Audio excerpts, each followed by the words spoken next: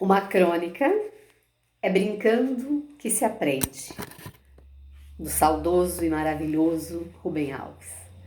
Estamos todos pensando em atividades e em propostas que possam fazer diferença na vida das nossas crianças nesse período de isolamento social. Eu acredito sinceramente que esta reflexão possa nos ajudar. Seja para os que já a conhecem relembrarem, seja para os que não a conhecem terem o prazer de pensar sobre isto.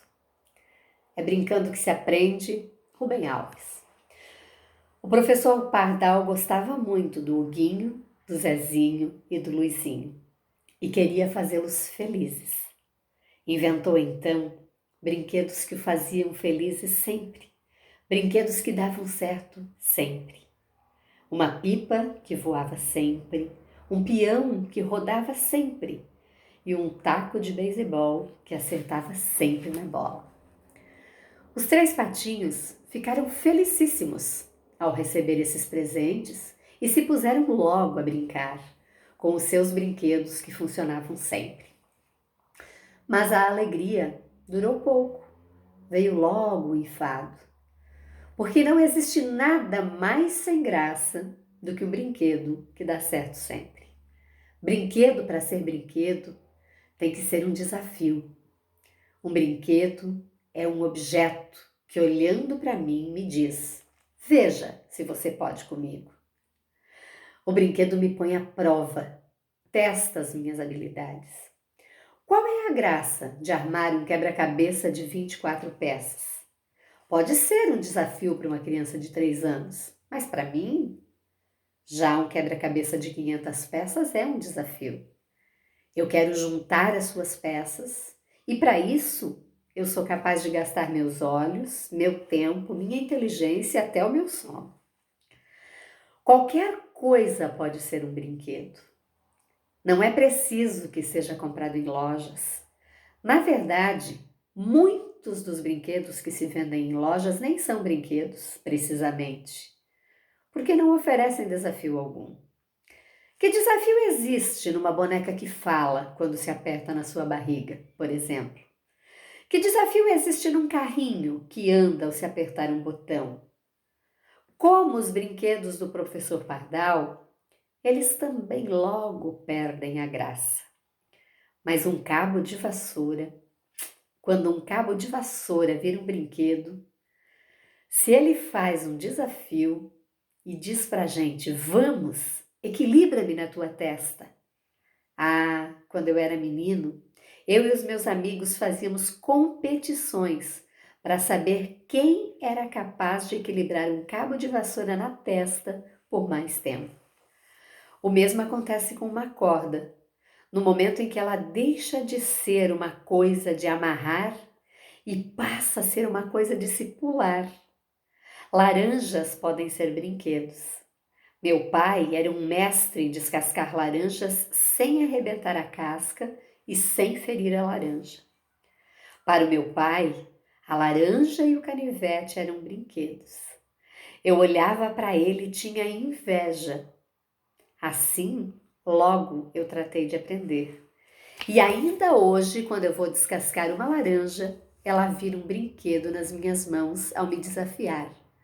Vamos ver se você é capaz de tirar a minha casca sem me ferir e sem deixar que ela se arrebente. Para um alpinista, a Aconcagua é um brinquedo. É um desafio a ser vencido. Mas um morrinho baixo não é um brinquedo, porque é muito fácil. Não é um desafio. Ao escalar o Aconcagua, ele está medindo forças com montanhas ameaçadoras. E pelo desafio dos picos, os alpinistas arriscam a sua vida e muitos até morrem, parodiando o Riobaldo. Brincar é muito perigoso. Há brinquedos que são desafios para o corpo, a força, a habilidade, a paciência. E há brinquedos que são desafios à inteligência. Sim, a inteligência gosta de brincar. Brincando, ela salta e fica mais inteligente ainda. Brinquedo é tônico para a inteligência. Mas se ela tem que fazer coisas que não são desafios, ela fica preguiçosa e emburrecida.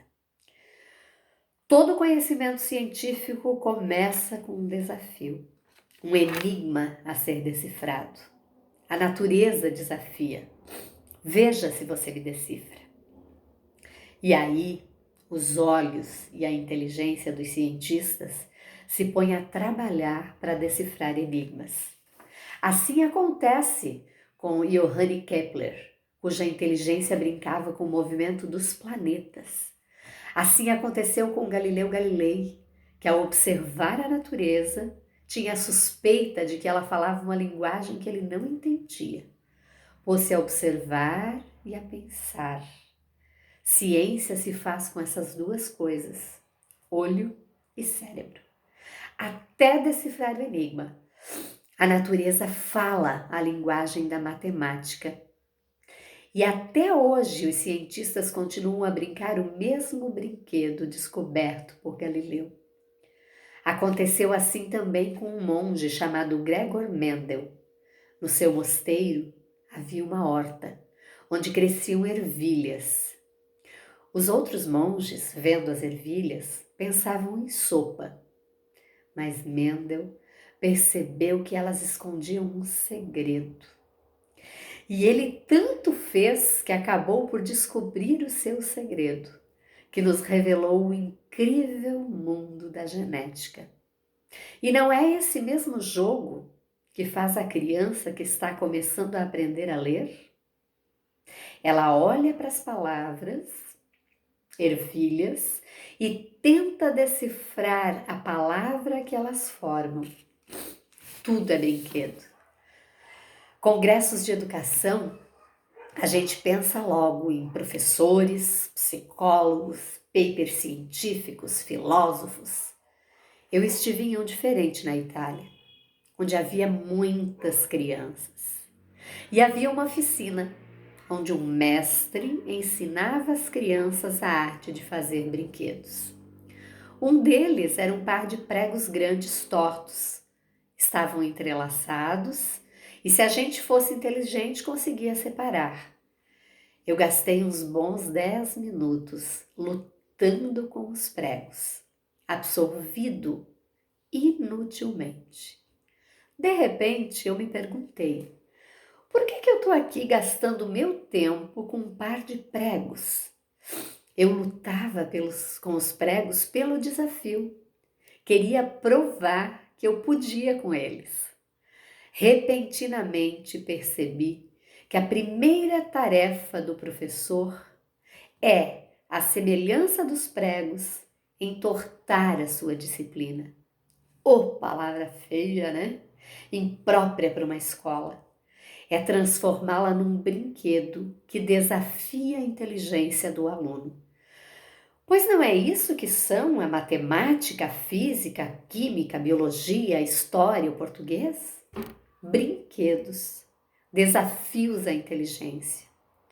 Mas para isso, é claro que o professor precisa saber brincar e tenha uma cara de criança para lhe ensinar, porque cara feia não combina com brinquedo. O desejo de ensinar e a arte de aprender.